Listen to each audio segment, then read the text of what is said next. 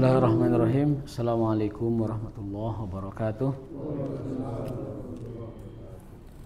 Alhamdulillahirabbil alamin wa bihi nasta'inu ala umuri dunya waddin. Asyhadu an la ilaha illallah wahdahu la syarikalah wa asyhadu anna sayyidana Muhammadan abduhu wa rasuluhu wa la nabiyya ba'dah. Addal amanah wa ballagha risalah wa nasahal ummah wa jahada fillahi haqqa jihadih hatta atahul yaqin. Tarakana alal mahajjatil bayda lailuha kanahariha la yazigu anha illa halik. Allahumma salli wa sallim ala nabiyina Muhammadin wa alihi wa sahbihi wa sallim. Allahumma subhanaka la ilma lana illa ma 'allamtana wa 'allimna ma yanfa'una wa zidna ilman. Rabbana atina fid dunya hasanah wa fil akhirati hasanah wa qina adzabannar. Amin ya rabbal alamin. Bapak sekalian, Bapak yang dimuliakan Allah Subhanahu wa taala, tadi menyebut ibu-ibu tapi tak ya. Bapak-bapak, ibu-ibu sekalian yang dimuliakan oleh Allah Subhanahu wa taala. Hari ini kita akan melanjutkan kajian tafsir, yaitu surat Al-Qamar. Karena surat An-Najm kita anggap selesai. Meskipun ada satu ayat yang belum dibahas yang penting ya, yaitu ayat 37. A'udzubillahi minasyaitonirrajim. Alla taziru waziratu wizra ukhra. Di dalam tafsirnya diartikan bahwa Allah yahmilu insanun isma ghairihi. Pada dasarnya seseorang itu tidak akan memikul dosa orang lain. La taziru waziratun wizra ukhra. Pada dasarnya itu. Seseorang tidak memikul dosa orang lain. Jadi konsep penebusan dosa itu yang seperti di dalam keyakinan agama lain, dalam Islam nggak ada. Tidak ada orang yang mengorbankan diri menebus dosa sekalian umat manusia. Karena banyak kesubhatan di sana. Ya, kalau dia menebus dosa orang-orang, nah kenapa dia juga hancur bersamanya? Jadi di dalam Islam tidak ada yang namanya orang itu menanggung dosa orang lain. Namun demikian disebutkan dalam banyak hadisnya sahih juga, bahwa ketika menafsirkan alla taziru waziratu wizra ukhra, juga ada ayat lain wa alaisa lil insan illa ma sa'a. Manusia tidak akan memperoleh kecuali yang ia kerjakan. Nah, itu hukum asalnya demikian di ayatnya. Tetapi ada orang-orang yang mendapatkan jariah dari perbuatannya. Jadi seperti misalkan orang punya anak soleh, maka anak soleh itu menjadi jariah buat orang tuanya. Setiap kebaikan anak yang soleh itu pahalanya ngalir kepada orang tuanya. Kenapa? Karena anak soleh itu merupakan masa'a, merupakan hasil dari jerih payahnya mendidik. Kan tadi ada ayatnya, seseorang akan memperoleh apa yang ia kerjakan. Ya. Nah, anak soleh itu termasuk bagian dari apa yang ia kerjakan. Karena mendidiknya, kemudian mentakdibnya, mengajarkan ilmu-ilmu agama dan lain sebagainya. Jadi ayat tersebut hendaknya tidak ditafsirkan terjemah, tetapi tafsirkanlah dengan hadis, bahwa seseorang tidak akan mendapatkan pahala kecuali yang ia kerjakan. Nah, makna dikerjakan itu sangat luas, termasuk sedekah jariyah, termasuk anak soleh yang mendoakan, ya, termasuk ilmu yang dimanfaatkan. Dalam sebuah hadis, idza mata ibnu adam inqata'a amaluhu, ketika seseorang mati terputuslah seluruh amal perbuatannya kecuali 3. Yang pertama adalah doa anak soleh, termasuk amal solehnya juga merupakan jariah buat orang tuanya. Setiap anak berbuat baik itu orang tua dapat jariahnya, karena anak itu bagian dari usaha dia waktu mendidiknya. Yang kedua adalah ilmu yang bermanfaat yang disampaikan. Ketika orang mendengarkan ilmu dari kita, lalu dia mengamalkan, mengajarkan yang lain terus sampai hari kiamat, dia mendapatkan pahala dari jariah ilmunya itu. Dan yang ketiga adalah shadaqatun jariyah, sedekah yang bernilai jariah. Di antaranya adalah wakaf, di antaranya adalah sedekah. Itu sampai hari kiamat pahalanya mengalir terus.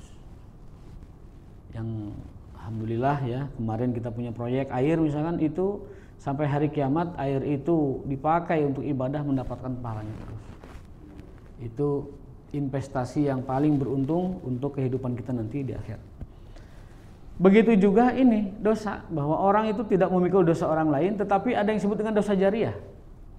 Di dalam sebuah hadis, barang siapa man sanna sunnatan sayyi'atan, barang siapa yang mencontohkan kebiasaan buruk, akhlak buruk, kemudian diikuti oleh orang lain, maka setiap orang yang bermaksiat gara-gara kita itu, atau gara-gara ngikutin kita, itu kita dapat dosanya. Ya. Kata Nabi, orang yang paling berdosa memikul dosa kemusyrikan itu Amr bin Luhai. Karena Amr bin Luhai itu orang Quraisy yang dulu pertama kali membawa berhala dari Damaskus. Jadi ketika itu dia tuh dagang ke Damaskus. Damaskus itu Syam dulu, sekarang Syria ya. Dulu termasuk wilayah kekuasaan Romawi. Itu melihat kota Damaskus itu gemerlap gitu, maju. Sehingga Amr bin Luhai yang tadinya mau dagang ke sana terperanjat dan terperangah. Kok bisa Damaskus menjadi metropolitan seperti ini? Nanya, apa rahasia kota Damaskus bisa maju seperti ini? Dijawab, karena kita punya berhala itu. Lalu berhala tersebut replikanya dibawa oleh Amr bin Luhai ke Mekah. Nah, itulah awal mula orang-orang Quraisy menyembah berhala. Kata Nabi, orang yang paling berdosa dalam hal kemusyrikan dan paling jariah dosa kemusyrikannya itu Amr bin Luhai, karena dia orang pertama yang membawa berhala ke Mekah. Sehingga setiap orang yang musyrik di Mekah, dia kena dosanya. Ini namanya adalah dosa jariah, dosa yang terus menerus ya.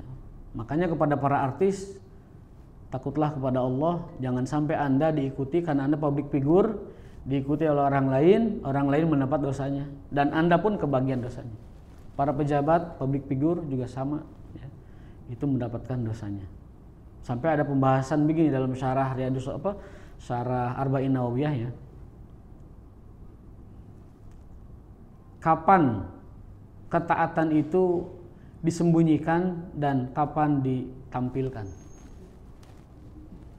Dan sebaliknya, kapan taubat itu diumumkan, kapan taubat itu disembunyikan? Maka kata para ulama, pertimbangannya adalah seberapa manfaat kalau itu diungkapkan dan seberapa manfaat kalau itu disembunyikan. Kalau ketaatan kita akan menjadi contoh orang banyak, maka ditampilkan adalah lebih baik daripada disembunyikan. Diumumkan adalah lebih baik daripada disumputkan. Kalau kita memang yakin betul bahwa ditampilkan itu menjadi contoh baik, menjadi maslahat buat kita.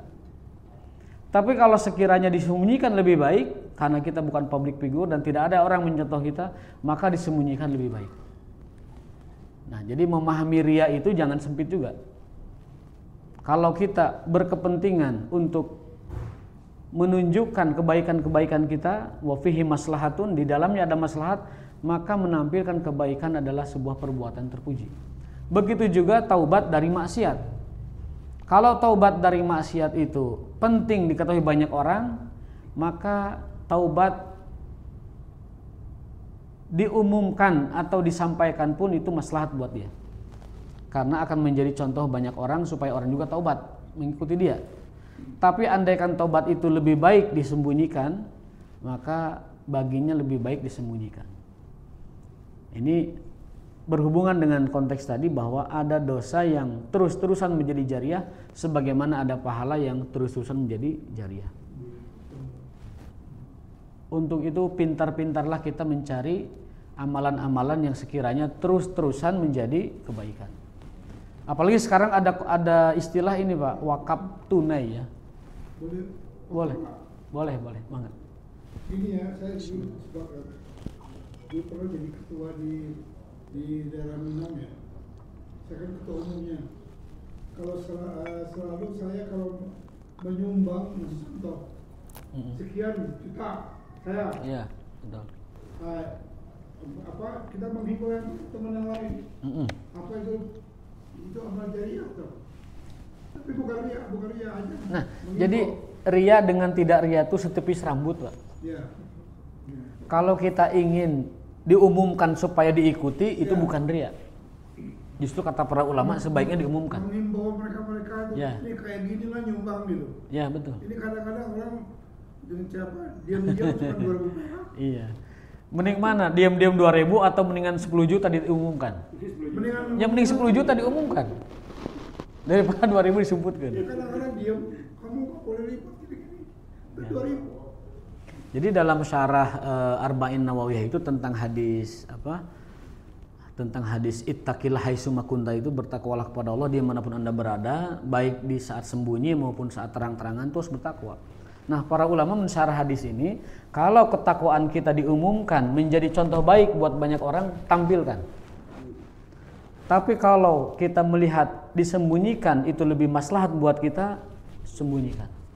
Jadi setipis rambut, dan kita bisa mengukur seberapa besar manfaat apabila ini ditampakkan dan seberapa besar madarat kalau ini disembunyikan. Tapi tergantung niat. Tergantung niat, betul. Kalau saya niatnya hanya mengimbau orang-orang kayak ginilah kalau menyumbang, bukannya pasti. Makanya ulama itu kaidahnya, kalau orang tidak jadi beramal takut riya, itulah riya. Orang mau beramal, takut riya, nggak jadi, itu riya, itu riya. Tapi kalau orang beramal karena selain Allah, itu syirik. Orang beramal niatnya untuk selain Allah, syirik, walaupun syirik kecil. Tapi kalau orang tidak jadi beramal gara-gara takut riya, maka itulah riya sebenarnya. The real of riya itu tadi, tidak jadi beramal karena takut riya, maka itu riya. Sehingga di hadis itu, bertakwalah kepada Allah dimanapun kamu berada, itu maksudnya kalau perlu diumumkan, umumkan jika itu maslahat. Lita'assi bihin nas, liyata'assa bihi annas, supaya menjadi uswah buat manusia. Kalau disembunyikan lebih baik, maka falyukhfiha, sembunyikan. Bisa jadi itu adalah amalan ikhlas kita yang kita andalkan nanti menjadi penolong kita. Nah kayak gini ya celengan, kadang-kadang ditutupin 2.000 perak. Kalau saya mah ini kayak gini nyumbang 50.000. Nah itu, iya nggak apa-apa. Biar menjadi contoh buat yang lain. Jadi contoh buat yang lain. Asal niatnya menjadi contoh. Kemudian wa'at bi'is sayyi'atal hasan, itu masih hubungan dengan yang pertama tuh. Dan ikuti setiap keburukanmu dengan kebaikan. Nanti kebaikan akan menutupinya. Kalau hitungan matematis, itu Allah rugi itu. Ya, kalau hitungan matematis. Tapi bagi Allah tidak ada kata rugi. Ini istilah ungkapan manusianya. Setiap kesalahan dan dosa kita itu dapat dihapus dengan kebaikan, dan itu sifatnya mutlak. Mau dosa apa, mau kesalahan apa, kalau ditutup dengan kebaikan itu menjadi tertutup. Ayat yang turun tentang sesungguhnya kebaikan akan menghapus kesalahan, itu ayatnya tentang seorang sahabat yang melakukan hal-hal yang tidak sopan kepada seorang wanita. Dan bahkan dalam hadisnya itu illa zina, dia sudah melakukan segala hal kecuali zina gitu. Lalu orang ini datang menghadap Nabi, ingin disucikan. Ya Rasulullah, saya sudah melakukan hal-hal yang tidak baik sama perempuan itu. Kata Rasulullah, tadi subuh mana yang sah? Apa yang pangersa? Oh nyata. Ku Allah dimaafkan. Turun ayat seketika, innal hasanat yudhibna sayyiat. Kebaikan-kebaikan kamu, sholat berjamaah, sholat sunnah, sholat tahajud, kebaikan-kebaikan kita termasuk sedekah, yudhibna sayyiat, menghapus dosa-dosa dan kesalahan-kesalahan. Itu ayat turun terkait dengan sahabat yang lapor ke Nabi sudah melakukan apapun kepada seorang perempuan kecuali zina. Ketika Nabi ingin menghukumnya, turun ayat. Maka ditanya, mana tadi subuh jeung saha? Apan sahur sareng pangersa? Oh gitu. Allah maafkan jangan gitu. Jadi tidak dihukum apa-apa, dibebaskan. Karena sholatnya dia, berjamaahnya dia, menjaga sunnahnya dia, bahkan di hadisnya mah sholat subuh dia itu menghapus kesalahan dia ngapa-ngapain perempuan itu. Ya bukan hadis motivasi untuk ngapa-ngapain perempuan, bukan. Tetapi ini motivasi bahwa betapa kebaikan itu, terutama sedekah, menghapus kesalahan. Ini poinnya, betapa sedekah itu sangat-sangat efektif menghapus kesalahan, menghapus dosa. Nah, wa khaliqin nas bi khuluqin hasanin. Di akhir hadis Nabi berpesan, dan bersikaplah kepada manusia dengan sikap yang baik. Dan pergaulilah manusia dengan akhlak yang baik. Akhlak yang baik itu 3 dalam syarah Riyadhus Arba'in tadi. Akhlak yang baik itu 3. Satu adalah badlul ato, lagi-lagi tuh badlul ato. Sering memberi. Ato itu pemberian, makanya ada mang ato itu pemberian. Karunia atau mang ato itu badlul ato, senang memberi. Ini akhlak yang dimaksud oleh Nabi. Yang kedua adalah kaful adza, tidak merugikan orang. Yang ketiga adalah wajhun talik, wajah yang berseri. Jadi puncak akhlakul karimah itu 3. Senang memberi, tidak merugikan orang, dan gemar senyum. Itu maksud wa khaliqin nas bi khuluqin hasanin. Jadi luar biasa Rasulullah SAW berpesan kepada kita, orang-orang yang merantau di dunia yang tidak lama ini, seperti orang yang singgah di bawah pohon. Nabi berpesan kepada kita para perantau, lakukan 3 hal. 1, ittaqillah haitsuma kunta, bertakwalah kepada Allah dimanapun kau berada. Jika perlu disembunyikan, sembunyikan. Perlu diumumkan, umumkan ketakwaan kamu, kalau jika itu perlu. Wa atbi sayyi'atal hasanah tamhuha, iringi setiap keburukanmu dengan kebaikan, pasti akan menghapuskannya. Matematikanya nggak masuk, tapi Allah maha lembut dan maha kasih kepada kita. Kebaikan kita menghapus keburukan-keburukan kita. Yang terakhir, pergaulilah manusia dengan akhlak yang baik, karena akhlak yang baik itu juga sama dapat menghapus dosa-dosa kita. Dengan senyum yang someah, dengan banyak memberi, dan juga dengan tidak merugikan orang lain. Nah, kembali ke kajian kita di dalam ayat tadi, orang tidak akan memikul dosa orang lain. Tetapi kalau dia punya jariah dosa, maka ayat ini ditafsir oleh hadis tadi, kesimpulannya adalah jika orang punya dosa jariah itu tetap berlaku sampai dia bertaubat kepada Allah dan melakukan yang kebalikannya. Jadi kalau kita pernah berbuat maksiat yang dicontoh orang, lakukan setelah taubat itu, nasihat kepada orang yang mengikuti kita. Kalau artis misalkan mencontohkan keburukan, dia umumkan di depan massa bahwa apa yang telah saya lakukan waktu saya jadi artis itu semua adalah perbuatan buruk yang Allah haramkan, dan saya mengajak kepada rekan-rekan sekalian untuk bertaubat kepada Allah. Itu taubatnya orang yang telah menganjurkan keburukan dan diikuti orang. Gitu. Begitu juga tadi, wa alaisal lil insan illa masa'a, orang itu tidak akan mendapatkan pahala kecuali apa yang dia telah kerjakan. Nah, ayat itu harus ditafsir oleh hadis, bahwa kata hadis ada pahala yang terus-terusan berjalan walaupun orangnya sudah tidak ada. Ilmu, sedekah, kemudian anak yang soleh, doa anak yang soleh, itu berlaku sampai hari kiamat dan menjadi pahala jariah selama-lamanya. Itu tafsir dari surat An-Najm ayat yang ke-37. Ini bagian terakhir dari tafsir surat An-Najm. Alla taziru waziratun wizra ukhra. Sekarang kita masuk surat Al-Qamar. Nah, Al-Qamar ini hampir seluruh ayatnya itu menceritakan tentang hukuman Allah kepada orang-orang kafir. Jadi 55 ayat surat Al-Qamar itu hanya 1 ayat Allah menerangkan tentang balasan baik orang iman. Sisanya Allah gambarkan betapa pedih dan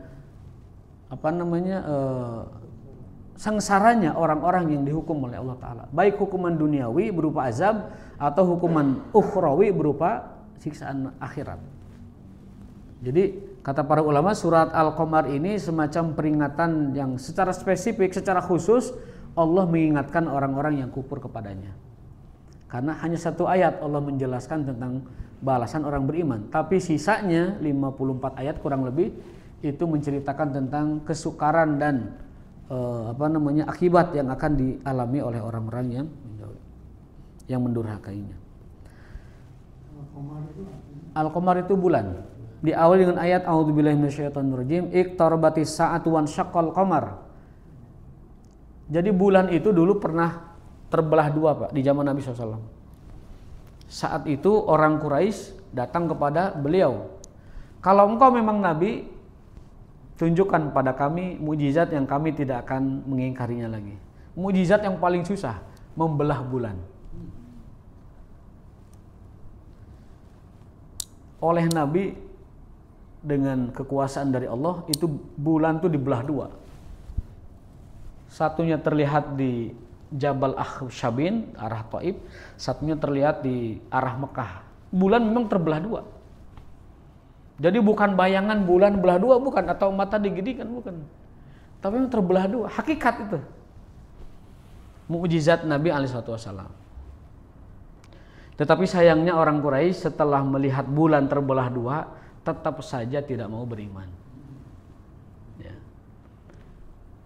Ketika mereka minta lagi mukjizat, Umar mengingatkan, hei kalian, kalau sampai kalian melakukan hal yang sama dengan ini, maka Allah akan menurunkan azab seperti umat-umat terdahulu.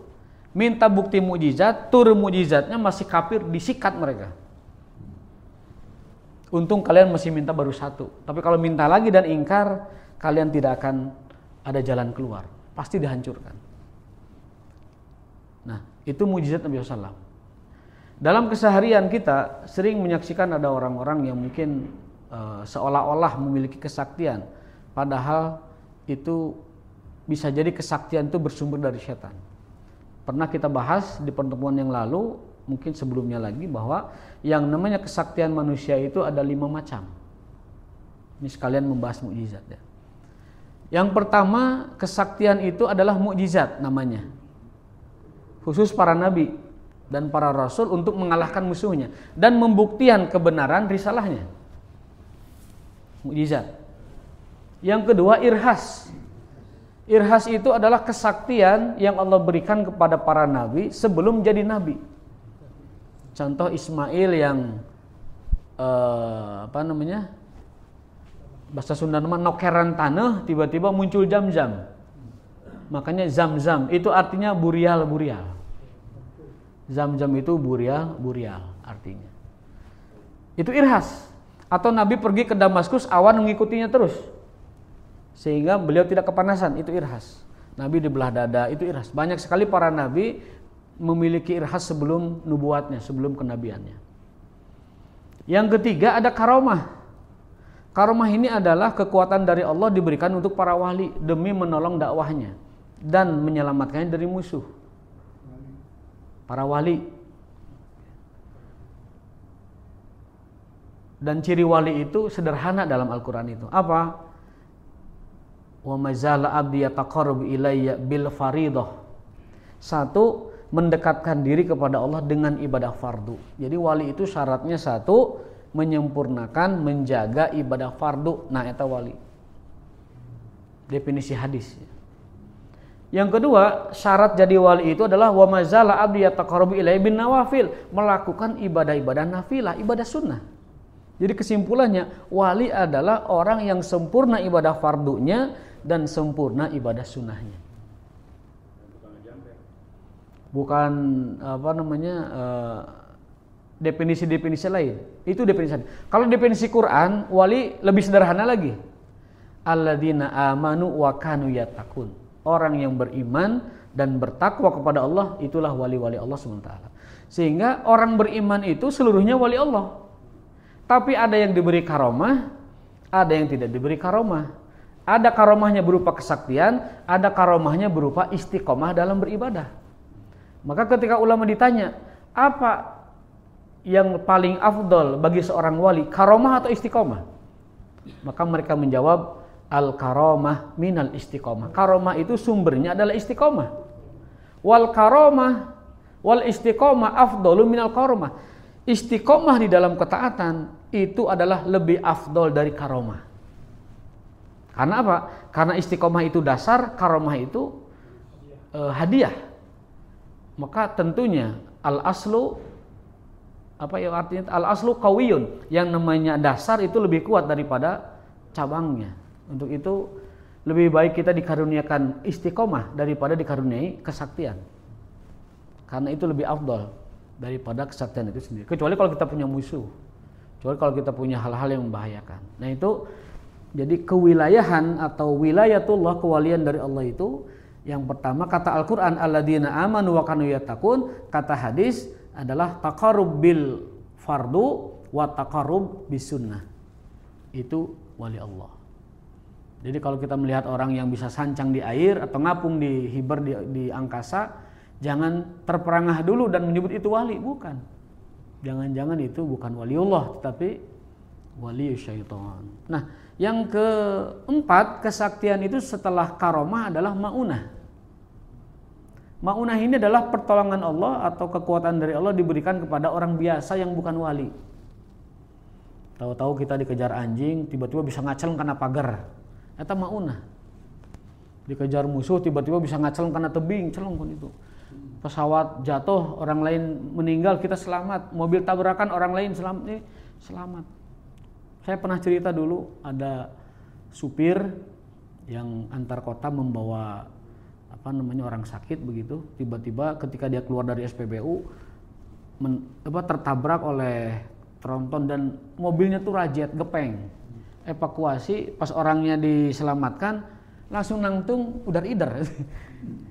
Ternyata dia dapat maunah dari Allah Subhanahu wa taala. Sering banyak kejadian orang mah gimana, kita mah enggak gitu. Orang mah tertimpa, kita enggak. Orang mah kena kesulitan, kita enggak. Itu adalah maunah dari Allah Subhanahu wa taala. Dan yang terakhir, kesaktian itu sihir. Ya, sihir. Dan ini sumbernya dari setan. Cirinya adalah sihir itu dapat dipelajari. Kalau mukjizat, irhas, karomah, maunah itu sumbernya dari Allah dan tidak dipelajari. Itu murni hasil ketakwaan, istiqomah. Kalau sihir berasal dari selain Allah, yaitu kuwatun syaitoniyah, dan cirinya itu dapat dipelajari. Nah, Nabi Muhammad SAW salah satu mukjizat yang besar itu adalah insyiqaqul qamar, yaitu terbelahnya bulan. Dalam ayat pertama, iqtarabatis sa'ah wan syaqqal qamar. Bahwa bulan itu pernah terbelah di masa Rasul SAW. Tetapi sayangnya orang Quraisy tidak menjadikan terbelahnya bulan sebagai mukjizat yang dapat membuat mereka beriman. Malah semakin kafir. Apa jawaban orang Quraisy ketika melihat Nabi Muhammad bisa membelah bulan? Wa yaqulu ma syahadnahu minal hujaji wal barahin sihrun batil. Orang Quraisy setelah melihat Nabi Muhammad bisa membelah bulan, ini sihrun batil. Itu ngelesnya begitu. Padahal mustahil, sihir sekuat apapun tidak bisa membelah bulan. Ya. Para penyihir asli dapat membedakan mana sihir mana mukjizat. Lihat kisah Fir'aun. Ketika para tukang sihirnya itu menantang Nabi Musa pada sayembara terbuka di lapangan Mesir saat itu, alqu ma antum mulkun. Jadi para penyihir melemparkan tali-tali, diawurkan, jadi orai kan. Padahal itu tali tersebut tidak jadi ular, itu tetap tali, tapi yukhayyal ilaihi annaha tas'a. Tapi mata orang-orang itu yukhayyal apa? Yukhayyal itu tersirap atau terhalusinasi, terilusi bahwa tali itu jadi ular. Jadi setan atau iblis tidak merubah talinya, nggak bisa mereka merubah tali jadi ular, tapi dia bisa membalikkan mata manusia. Jadi sihirnya Fir'aun itu mengganggu mata manusia melihat tali sebagai ular. Padahal itu tali tidak berubah. Nah, pas Musa ngalungkeun tongkatna, belewang telegir teh orainyaan. Itu akhirnya tukang sihir, waduh, ieu mah lain lawaneun ieu mah. Orainyaan, ai nu urang mah kan tali ngan katingali jiga orai. Ieu mah orainyaan. Suluh jadi orai. Maka fa'al kau pasajadu, semuanya bersujud. Dan mengatakan amanna bi rabbi Musa wa Harun. Kami beriman, kami semua ini para penyihir beriman kepada Tuhannya Musa dan Harun. Karena nggak mungkin tongkat kayu jadi ular beneran, itu mustahil. Nah, disitulah para penyihir beriman. Lalu Fir'aun mengancam, kalau ada yang beriman akan saya hukum dengan keras, kupotong tangan kakinya bersilang dan kupenggal kepalanya. Itu Fir'aun itu, sumpahnya begitu. Akhirnya tukang sihir banyak yang meninggal oleh Fir'aun, dipenggal dan disalib oleh Fir'aun. Itu gara-gara mereka beriman kepada mukjizatnya Musa alaihissalam. Nah itu tentang mukjizat. Ya. Nabi juga pernah didatangi oleh orang Yahudi di Madinah. Wahai Muhammad, kalau kamu bisa menjawab 3 pertanyaan, kami akan beriman. Ya, ini Yahudi ini ceritanya. Kata Rasulullah, ya sampaikan. Tapi saya harap kalian beriman. Oke, apa pertanyaannya? 1, ceritakan kepada kami tentang Ashabul Kahfi. Mun lain Nabi mau apal, gitu kan. Kalau bukan Nabi nggak akan tahu Ashabul Kahfi. Ya, ceritakan kepada kami Ashabul Kahfi. Yang kedua, ini seperti kuis anak-anak nih. Apa makanan ahli surga yang pertama kali dimakan? Kalau bukan Nabi nggak akan tahu. Jadi pertanyaannya teh nu detail, anu kira-kira orang tuh banyak tidak akan mempedulikan hal kecil gitu. Seperti orang menjelaskan sirah, tarikh, tiba-tiba pertanyaannya berapa jumlah kaki kuda perang Badar? Nah, repot teh. Atau berapa jumlah tamengnya pasukan? Pokoknya pertanyaan yang detail yang orang tuh banyak yang tidak memperhatikan gitu. Ya, kalau jumlah pasukan jelas, jumlah korban, jumlah pemimpin siapa, lalu kemenangan di pihak siapa itu jelas. Ini pertanyaannya yang tidak ada hubungan dengan peperangan langsung gitu.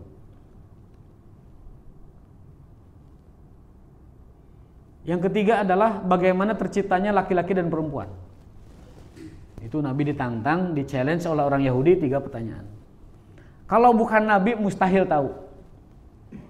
1, Ashabul Kahfi, nggak ada keterangannya di Al-Quran. Kemudian yang kedua adalah tentang makanan ahli surga yang pertama, dan yang ketiga adalah tentang kata Nabi Muhammad SAW, Ashabul Kahfi berebe terangkeun. Terus makanan pertama ahli surga adalah ketika mereka masuk surga di waktu duha, itu dikasih buah-buahan dulu. Nanti lohor makanan pertamanya adalah ati ikan paus. Kabidi dzatin nun, ati ikan paus. Orang Yahudi kaget, kok tahu? Yang ketiga adalah bahwa terjadinya laki-laki perempuan itu karena idza sabaqa ma'u rajuli ma'al mar'ah sara rajulan. Kalau yang duluan air laki-laki daripada air perempuan, nanti anaknya adalah laki-laki. Dan kalau air perempuan yang duluan, maka nanti yang keluar adalah perempuan.